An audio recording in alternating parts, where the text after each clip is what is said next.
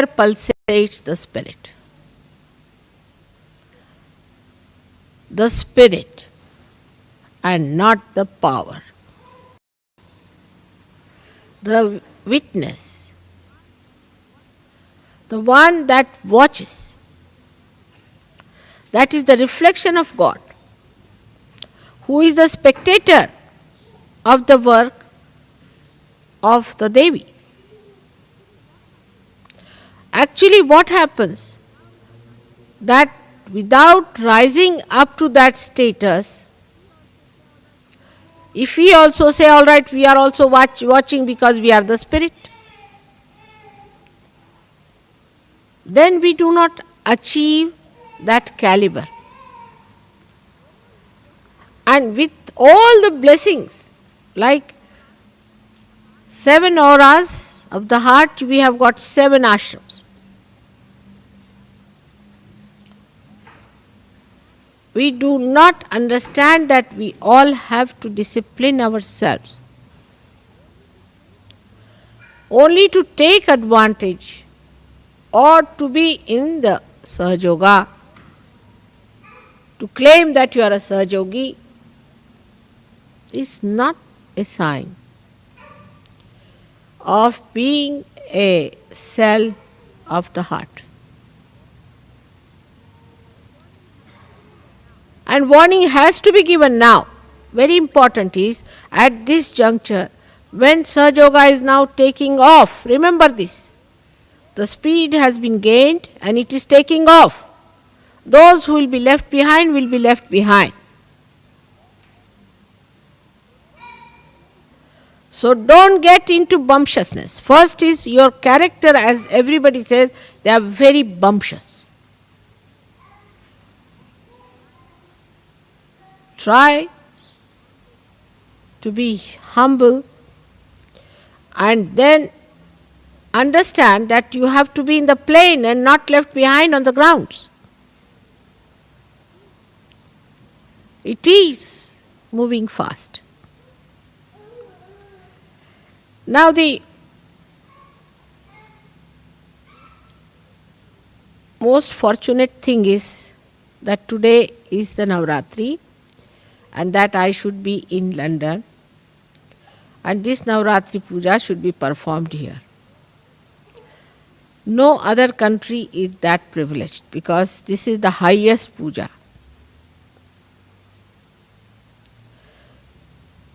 The greatest ritual which you can attend.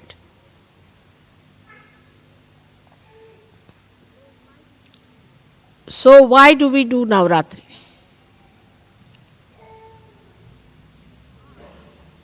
In the heart, to do Navaratri is to accept the powers of the Shakti. To realize the power that all these chakras have got in themselves. And that when they are enlightened, how you can express all these powers of these 9 chakras within ourselves. The 7 chakras plus the heart and the moon makes it 9. But I would say that 7 of these, and on top of that we should say 2 more centers, which Blake has described surprisingly as 9 centers, clearly. Just now I cannot talk of the higher 2 centers, but let us at least talk of the 7 centers.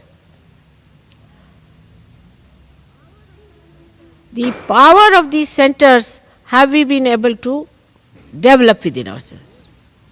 How can you do it? You have no time. You are all busy people. And bumptious. So now, to develop these powers, we have to concentrate on these chakras. Everywhere I went, I was surprised. The questions they asked me, the way they were, nobody talked about their family, house, jobs, or any other nonsensical thing like unemployment and all that. They just asked me, Mother, how do we develop the power of this chakra or that chakra or that chakra. And I asked them, how is it you are asking about a particular chakra? They said, because we find this is missing in us. Especially in me, this one is not all right.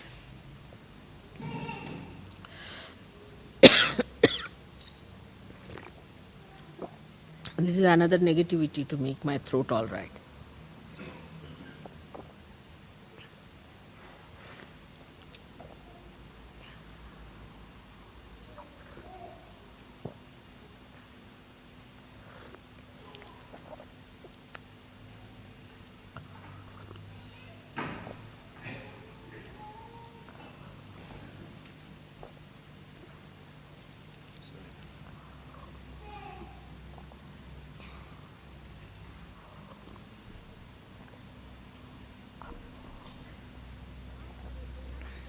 Now, for a realized soul, there is no need for me to discipline you or to tell you all these things, because I hate to talk in this tone to you today. But I have discovered that if I do not warn you now, tomorrow you will blame me that I did not warn you. Take it as a serious warning. Now, after realization, there is no need for me to discipline you at all, because you have got the light, you have known what is realization, you have known what it means to be realized, and you have also known how much you have gained out of it, how much your personality has improved. But there is something more that has to be done. Is to see for yourself if you have really disciplined yourself or not. There is no need for any leader to tell you. There is no need for any ashram fellow to tell you. There is no need for anyone to tell you. It is you who is a realized soul. You are your own master. You are your own guru. Imagine, you are all gurus. Great gurus and sadgurus. Respected saints, where all the angels have to shower you with flowers. Think of it. And here you are bumptiously giving lectures, talking bumptiously.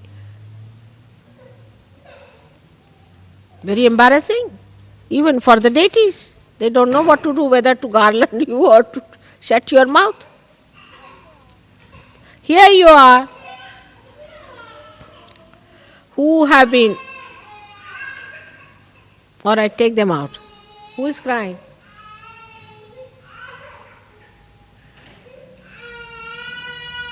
Kathy's child.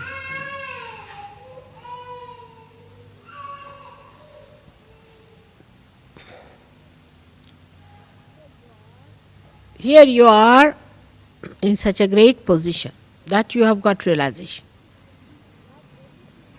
That only thing you have to accept the beauty of this great yoga, that you just enlighten your own powers, which are on these 7 chakras.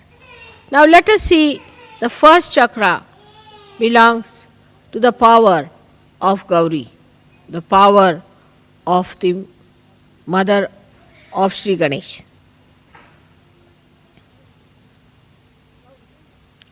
Gauri's power. Tremendous they are, aren't they? Because of her power, you have got your realization. Now what have we done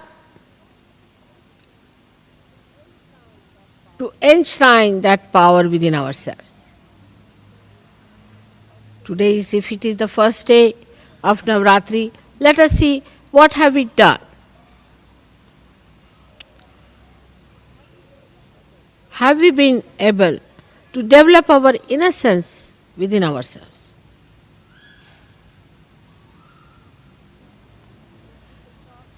When people talk, they are so sharp. How can you be sharp if you are innocent? They are so bumptious. How can you be that if you are innocent? People play games. How can you do that if you are innocent?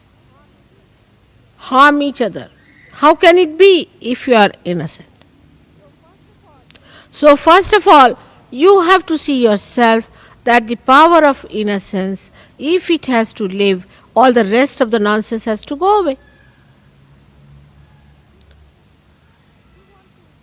If you want to have the innocence, all that is anti-innocence has to be dropped off. I can understand about people who are ignorant, who have ignorance. Then in ignorance, of course, how will they talk of innocence? But you are not ignorant people. You are knowledgeable. You've got your enlightenment. And the power of innocence is so great. It makes you absolutely fearless. Not bumptious, but fearless. And the greatest thing of innocence is that you are respectful. The sense of respect, if it is not developed within you, if you cannot develop the sense of respect for other Sahajogis, for other people, for the ashrams, for the discipline and your own self-respect, then it is of no use even talking of Sahajoga, because that's the very beginning of it. First, you do not respect, all right. You are bumptious, all right. You are in a big fool's paradise, as they call it, riding a fast horse. All that is there is all right, is forgiven. But once you have seen the light, you must try to get rid of all the snakes that you have been holding on to.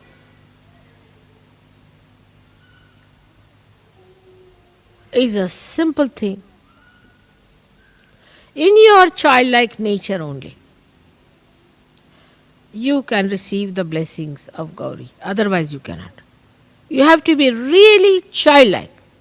Otherwise it is absolutely useless, no use telling you anything, because you think you are too clever. To such a person who thinks he is too clever, what's this of talking to such a person? Because he already knows everything. So the first power when you develop, you must learn to sit on the Mother Earth first of all. You must respect the Mother Earth, because the first chakra is made out of the Mother Earth. Try to be more settled down with yourself on Mother Earth. And the respect, see the trees, when they get their flowers, they are not so respectful. But when they are laden by the fruits, they bow down to Mother Earth. In the same way, when you have got the fruits of Sahajoga, you all must bow down.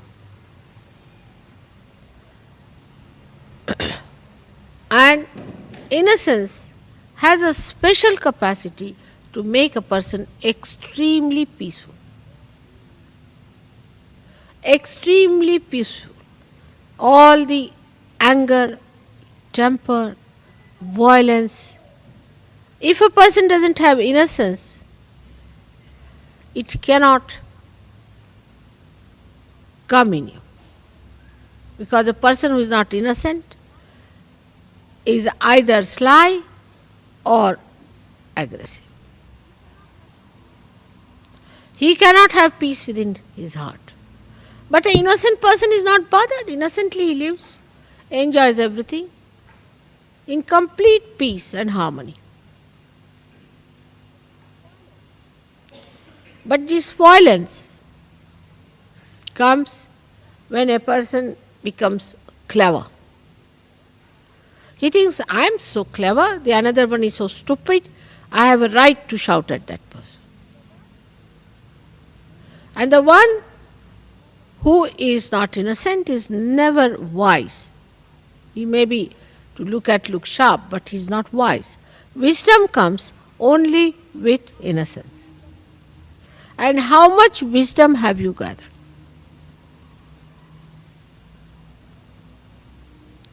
That is what one has to see. When your power